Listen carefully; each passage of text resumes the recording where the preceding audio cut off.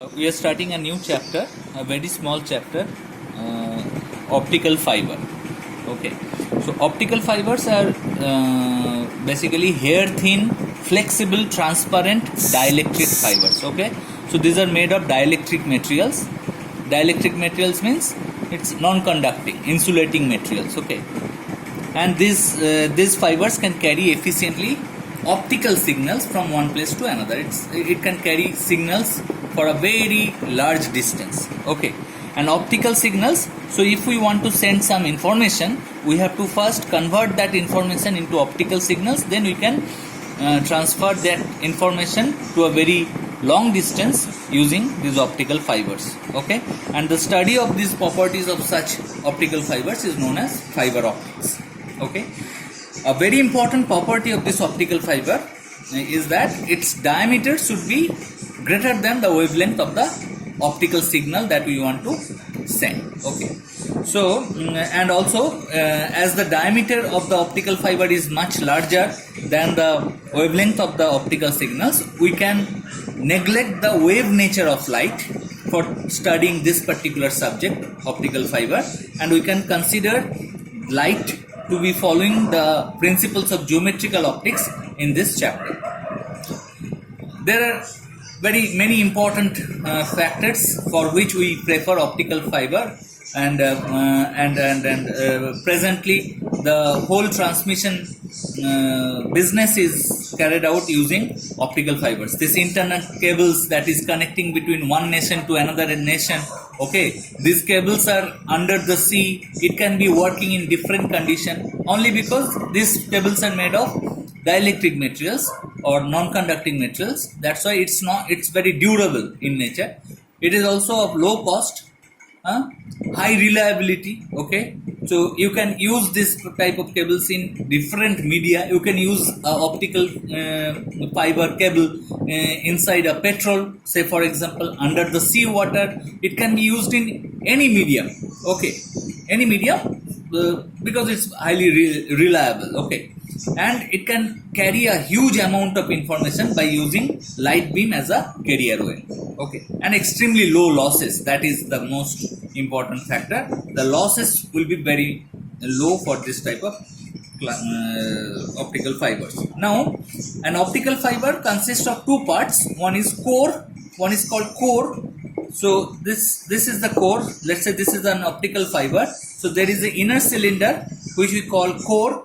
Core has say for example, core is made of a dielectric material, glass or plastic, something like that, transparent dielectric material. Let's say the refractive index of the core is N1, and this inner cylinder is surrounded by an external cylinder that is called cladding. Okay, cladding is also made of a dielectric material, transparent dielectric material of lower refractive index. That means if N2 is the refractive index of the cladding, then N2 must be less than N1 for a optical fiber.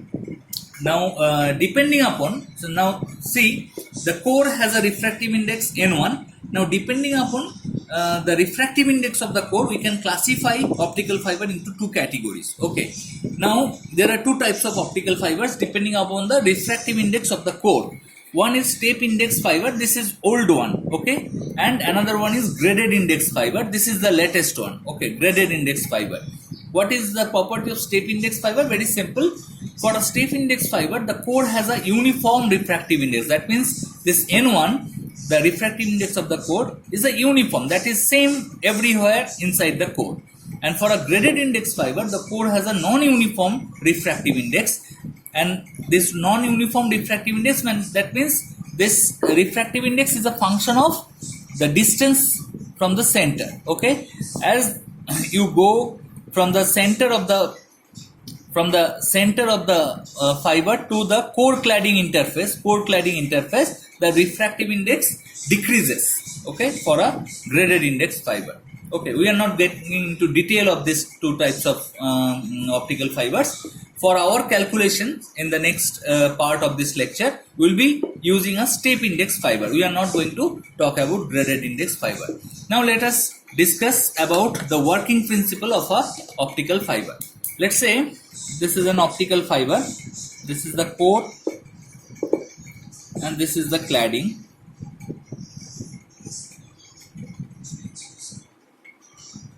And this is the cladding. Okay, and this is the main axis of this optical fiber. Let's say you want to send some signal through this optical fiber. Okay, so that means I will be converting that signal into an optical signal. That means it's a beam of light, and that will be converted. Now let's say this whole cable is kept in a medium that has a refractive index n0. The refractive index of the core is n1, the refractive index of the cladding is n2. So this light beam, so this is the normal at this point of incidence, so it should be going in this way, but it will not go because this is a denser medium. You have to remember that n0 is less than n1 and n2 is also less than n1. We are assuming it here, and this is a step index optical fiber, so n1 is a fixed number. N1 is fixed at every point inside the core. So this light will be, it's going from rarer medium to a denser medium, so it will be coming towards the normal. So let's say this is the path. Let's say the angle of incidence of this light is theta 1. Theta 1 is the angle of incidence, and the angle of refraction inside the core is theta 2. So now this is the normal at the core cladding interface.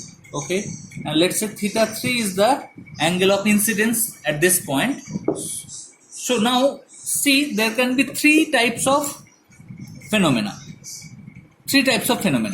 So what can be done, as this cladding has a lower refractive index than the core, then it will be, normally speaking, it should be going in this way, and this will be happening if theta 3 is less than, if theta 3 is less than theta c. What is theta c? Theta c is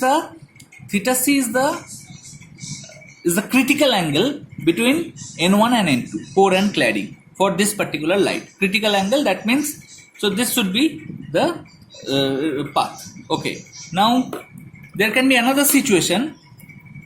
The light may go towards this direction, and this will be when, if theta 3 is equal to theta c, the critical angle between core and cladding, then the light will be passing through this core cladding interface as a grazing. So the angle of refraction will be 90 degree. For that situation, angle of refraction will be 90 degree. And there can be another situation, that if this theta 3 is equal to the critical angle, so this is if theta 3 is equal to theta c, then the light will be having a total internal reflection. That means this optical signal will not be suffering any loss. It will not be going inside the cladding. It will be having a total internal reflection, and by this method, this ray will be hopping towards this particular cable, and that information will be passing from this end to that end of this cable without any loss. So this is the working principle of a optical fiber. Now let us try to establish a relation between this theta 1, theta 2, theta 3 and theta c and these refractive indexes. Okay, now if I apply, now first thing, let us see. If I increase theta 1, so let's say I am increasing theta 1. If I increase theta 1, theta 2 will also increase, theta 2 will also increase. Theta 2 will increase means theta 3, what will happen to theta 3? Theta 3 is equal to 90 degree minus theta 2. So that means if theta 2 increases, theta 3 will decrease. Theta 3 will decrease means there will be a certain situation when theta 3 will be less than theta c, because, okay, theta c, there will be a certain situation when theta 3 will be equal to theta c, and there will be a certain situation when theta 3 will be theta 3 is basically, sorry, I have done something wrong here. Theta 3 is greater than theta c. So theta 3 is greater than theta c for this ray, theta 3 is equal to theta c for this ray, and theta 3 is less than theta c for this ray. Okay, so there will be these three situations. Now let's say this is the angle of the incident ray, for which, let me call this angle as theta a. This is the angle of incidence. for which this situation happens.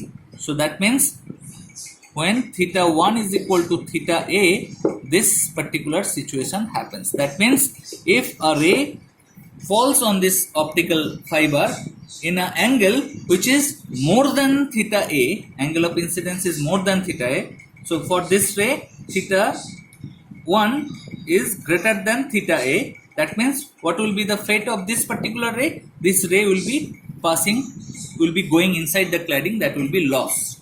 Okay, so we have to keep our rays if we want efficient transfer of information. We have to keep our rays within this cone. Which cone? This cone with an half angle theta A. So we have to keep our rays within this cone if we want to send this signal without any attenuation. Okay, so this is called a acceptance cone. Acceptance cone, and this angle theta A is called acceptance angle. Theta A is called acceptance angle. Now let us try to establish a relation between this acceptance angle N0, N1 and N2. Okay, so if I apply Snell's law from this N0 medium to N1 medium, then N0 sine theta 1 is equal to N1 sine theta 2. N0 sine theta 1 is equal to N1 sine theta 2. Sine theta 2 means N1 sine 90 degree minus theta 3. That means N1 cos theta 3. Okay.